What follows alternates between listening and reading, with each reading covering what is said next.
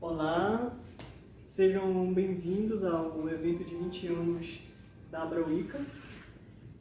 Eu me chamo Anan Aracê, sou dedicado da tradição indiânica do Brasil e hoje nós vamos conversar sobre o seguinte tema: corpos que falam, sexualidade na Wicca, que é a sexualidade, que é o sexo, tudo que está vinculado a esse atributo, ele precisa ser descolado para ser divino.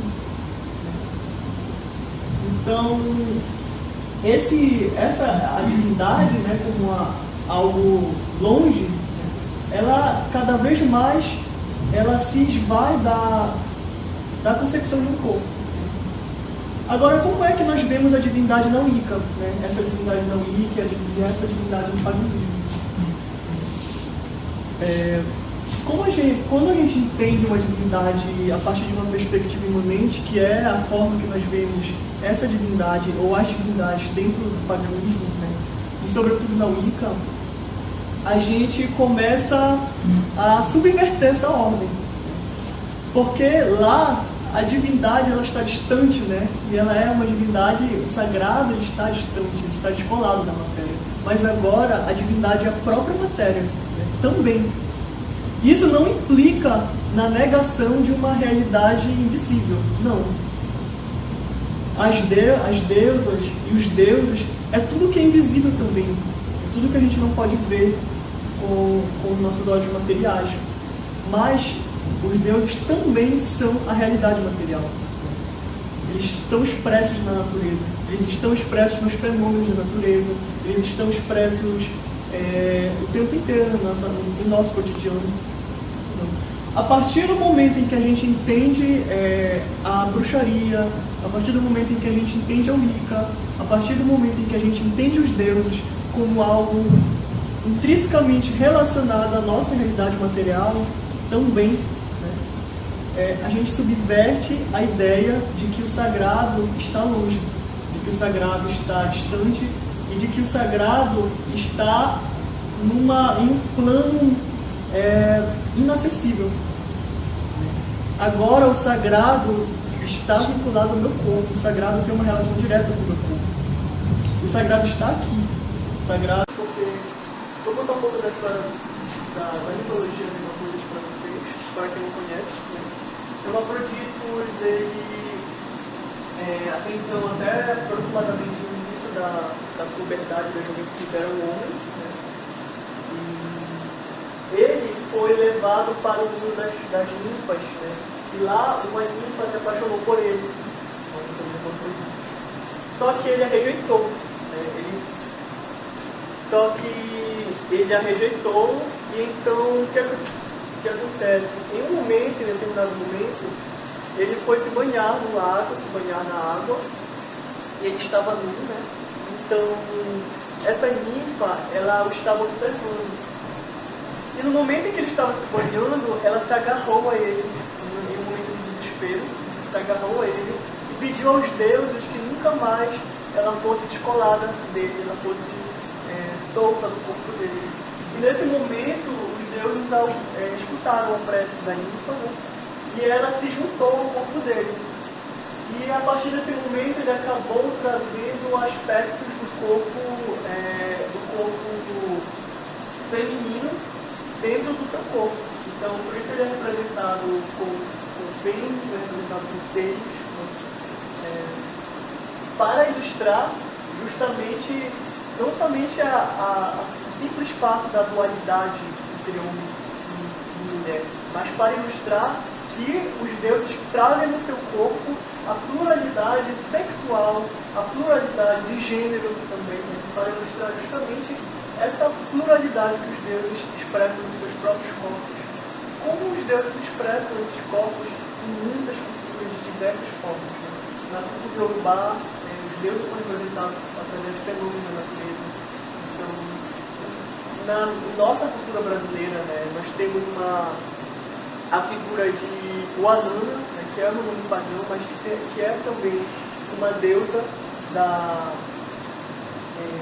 uma deusa do povo Kojira, que é um povo dos tucanos, os povos fugidos. E essa divindade, ela traz em si aspectos do corpo masculino e do corpo feminino. Né? Entendam esse corpo masculino e feminino que eu estou falando como algo estritamente biológico, algo relacionado a pênis e algo relacionado a esse primeiro momento, e algo relacionado ao genital feminino. Então, o Anana é uma divindade que traz consigo o pênis, que traz consigo a vagina. Ela também é representada trazendo seios, e ela traz esse aspecto andrógeno. Segundo a mitologia, ela surgiu entre a tribo do povo dos Kotira, o povo tucano, né? E lá ela seduziu muitos homens, né? Muitos homens tiveram interesse sexual por ela. E muitas mulheres lá dessa mesma aldeia, desse mesmo povo, ficaram impressionadas com o fato dela ter chamado a atenção de tantos homens. Então, em um determinado momento, à noite, em uma lua cheia, ela foi se banhar no rio, no Garapé. E quando ela retirou as vestes, as outras índias que a estavam espiando, elas queriam descobrir, né, o porquê ela chamava tudo isso, elas tinham curiosidade. No relato, elas até dito que elas iam pedir para que o Anana se apiedasse dos rapazes que estavam lá, porque eles estavam loucos de amor por ela. E quando ela retira as vestes, né, quando ela retira as cobertas, as índias percebem que o Anana tem um falo, né, que o Anana tem um órgão genital masculino. E nesse momento, as índias dormem, as índias têm relações sexuais com o Anana. Né? E o Anana tem relações sexuais com as índias e nesse momento ela acende aquela luz sobre o horizonte. Eu trouxe esses exemplos dos mitos justamente para representar, né, que justamente a pluralidade, mas não somente a pluralidade, mas para representar a questão do corpo. E como é que os deuses também se expressam através do corpo. E o corpo não é um aspecto que é deixado de lado por eles. Eles gostam e eles se expressam através do corpo. Eles querem ser distintos através dessa pluralidade. Então eu trouxe algumas categorias para nós conversarmos. Nós não vamos entrar com muito afinco, porque são categorias que podem gerar cursos de mais de uma semana. São categorias muito complexas, são categorias profundas, são categorias que dizem respeito a questões de gênero. Então nós vamos somente explorá-las na medida em que elas contribuem para a nossa palestra. Então, a sociedade ocidental, você sabe, valores morais e dinâmicas de patriarcais. Então, como eu disse anteriormente, nós vivemos em uma sociedade, né, que expressa o tempo inteiro, né, que expressa, seja constitucionalmente, inclusive, quando a Constituição entende apenas uma concepção de família, né, seja institucionalmente através de inúmeras espécies de preconceito, né, através de instituições, né, seja no imaginário popular, inclusive, quando muitas expressões são cunhadas, baseadas, né, em princípios e valores dessas religiões, que são religiões predominantes. Então é preciso que a gente entenda no primeiro momento que a nossa sociedade bebe nesses valores, bebe nessa cosmologia, né, ocidental, bebe em valores morais patriarcais. Né? Então não é possível entender a sociedade brasileira, a sociedade ocidental, sobretudo a sociedade brasileira, se a gente não entendê-la através de uma perspectiva patriarcal, entender que há uma estrutura que privilegia o gênero masculino, né? E sobretudo o gênero cismasculino. Então, partindo desse princípio, partindo desse pressuposto patriarcal, desse pressuposto de religiões predominantes, de religiões cristãs, de religiões abraâmicas, uma série de mecanismos que são expressos na sociedade a partir desses princípios. Uma série de mecanismos.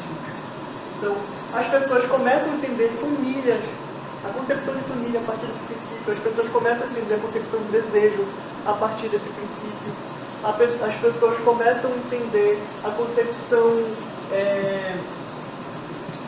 concepção de amizade, a concepção de divindade, são várias concepções que são cunhadas a partir do princípio, de princípios patriarcais, a partir de princípios cristãos, a partir de princípios judaico-cristãos.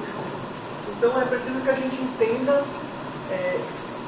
esse fundamento, né, como um grande lago em que a sociedade bebe o tempo inteiro. Né? Um desses braços dessa sociedade, né, uma das formas dessa sociedade patriarcal se expressar, né, expressar os seus valores, expressar as suas opiniões, é o que eu chamo, e o que uma filósofa norte-americana chamada Judith Butler chama de heteronormatividade. É um conceito muito amplo, mas de uma forma bem concisa, heteronormatividade é um parâmetro social em que somente uma forma de sexualidade é vista como sadia e como praticável, e todas as outras formas de sexualidade que não se localizam dentro desse parâmetro são marginalizadas. Esse é o parâmetro heteronormativo em que nós vivemos. Né? É um parâmetro em que somente uma forma de sexualidade, uma forma de expressão corporal, uma forma de identidade de gênero é praticável, enquanto que outras formas são marginalizadas. Então, esse braço do patriarcado, esse braço que nós chamamos de heteronormatividade, ele se expressa, né, através de muitas formas. Né? Ele se expressa através de violência física, ele se expressa através de violência verbal, ele se expressa através de sanções sociais, né? Que são sanções simbólicas, são sanções sociais, uma série de restrições, né, sociais que ocorrem o tempo inteiro, que são corriqueiras, que privam, que marginalizam todas as outras formas de sexualidade que não sejam a sexualidade hétero. É importante que a gente perceba essa heteronormatividade como um braço do patriarcado. Então, é impossível nós descolarmos a luta contra as opressões de gênero, a luta contra as opressões contra minorias, a luta contra opressões de minorias sexuais, da luta contra o patriarcado e da luta contra o machismo, contra a misoginia. São lutas que estão intrinsecamente relacionadas, porque elas saem da mesma fonte, elas saem do mesmo braço. Então, a heteronormatividade é justamente isso. É o privilegiamento de uma sexualidade apenas e a marginalização de outras sexualidades que não sejam heterossexual. A Judith Butler, que é a grande idealizadora, né, a grande propagadora do conceito moderno de gênero, enquanto teoria queer, ela cunha um termo muito interessante que está diretamente relacionado com o tema da nossa palestra. Pode ir? Sim. Queer é um termo que surgiu nos Estados Unidos. Né? A princípio, ele surgiu como um termo pejorativo. Então, por exemplo, O queer era direcionado à comunidade LGBT, né, como um termo pejorativo. Era algo equivalente, não há uma tradução fiel, mas era algo equivalente ao que muitos no Brasil, quando querem se referir a um homossexual de forma pejorativa, chamam de viadinho, por exemplo. Né? É um conceito que surgiu como algo pejorativo, só que foi incorporado e foi ressignificado como algo empoderador. Né? Então, por exemplo, a teoria queer, ela surgiu na década de 80, né? Então não vamos nos aprofundar nela, porque não é o objetivo da palestra, mas para que vocês tenham uma compreensão geral, ela surgiu na década de 80, através de feministas, mas sobretudo na figura da Judith Butler, né, que é a grande idealizadora da teoria queer. E a teoria queer, segundo a teoria queer, o conceito de gênero, né, ele não está ligado ao conceito biológico, né, não está ligado à ideia biológica que nós temos do que nós entendemos enquanto homem e mulher. Então, o conceito de gênero é uma construção para a teoria queer. Né? Então, por exemplo, uma pessoa que nasce com um órgão genital masculino, ela não necessariamente irá expressar os papéis de gêneros que a sociedade espera que ela expresse, que são papéis correspondentes àquela figura.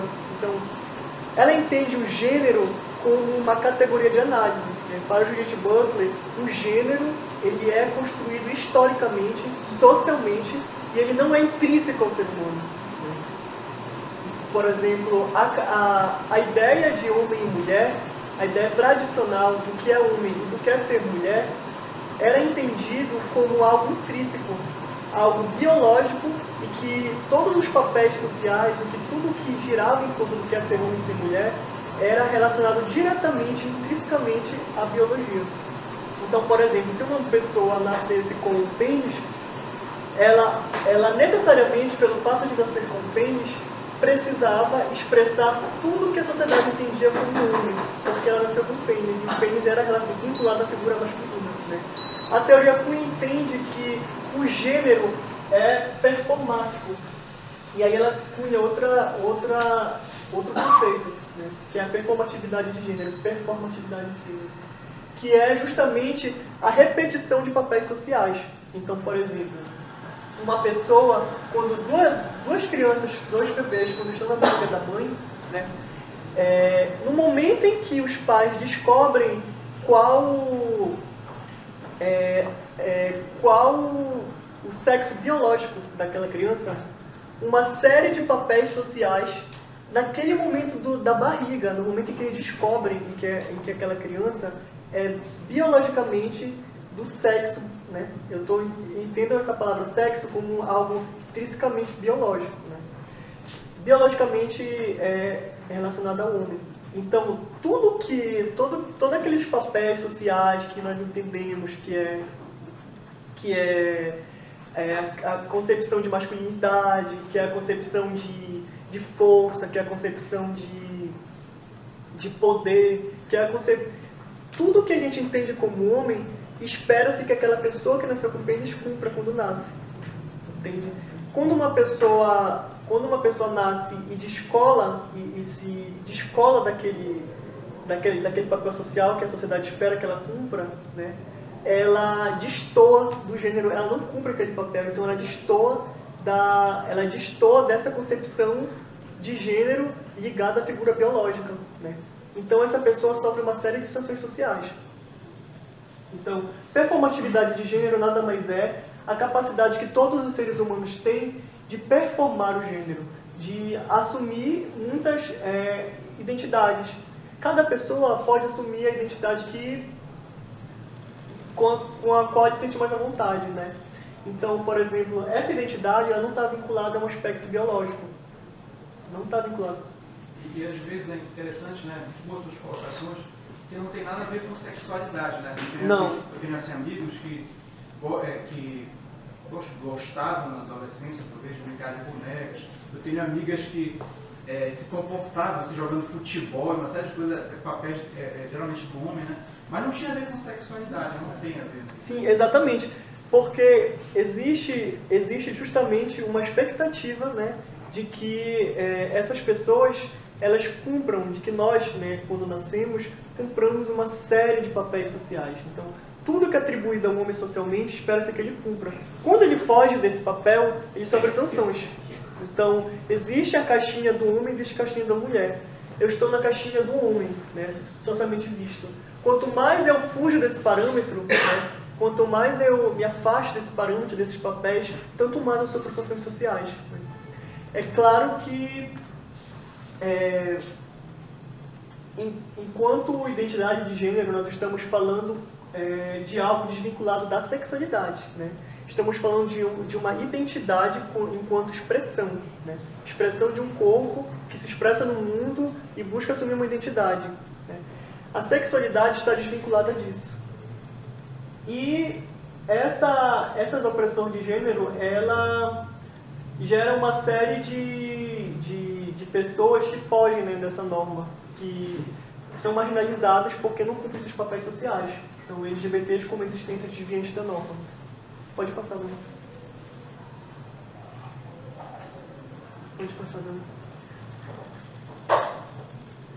Então, é interessante porque é muito comum na Wicca, é muito comum na Wicca as pessoas, muitas pessoas LGBT sentirem-se à vontade, e a Wicca é uma grande comunidade que acolhe muitas pessoas da comunidade LGBT, né? Isso é um fato, isso é algo muito notório, e é importante que a gente entenda que esse fato não se dá por acaso, se dá justamente porque o paganismo entende o corpo de outra forma, né? O paganismo entende a vivência de outra forma, os corpos de outra forma. Então, a partir disso, muito do que se entende sobre sexualidade, muito do que se entende sobre gênero, pode ser expresso nessas religiões pagãs, sobretudo na Wicca. Quando você está em uma religião que entende o corpo como algo sagrado, a gente acaba vinculando a nossa sexualidade, que antes era uma sexualidade desviante, né, que não era vinculada ao sagrado, a uma sexualidade sagrada, a algo sagrado. Então eu trouxe algumas palavras-chave, né, relacionadas à comunidade LGBT, né, e à Wicca. Ele trouxe empoderamento, ativismo, sagrado, por conta dessa ligação da sexualidade com o sagrado. Trouxe autoconhecimento, porque entender o corpo gera autoconhecimento também, né, gera autoaceitação. Entender o corpo como algo sagrado gera liberdade, empoderamento e ativismo, né. Pode passar, né? E, por fim, né, eu trouxe a figura de Joanana, né,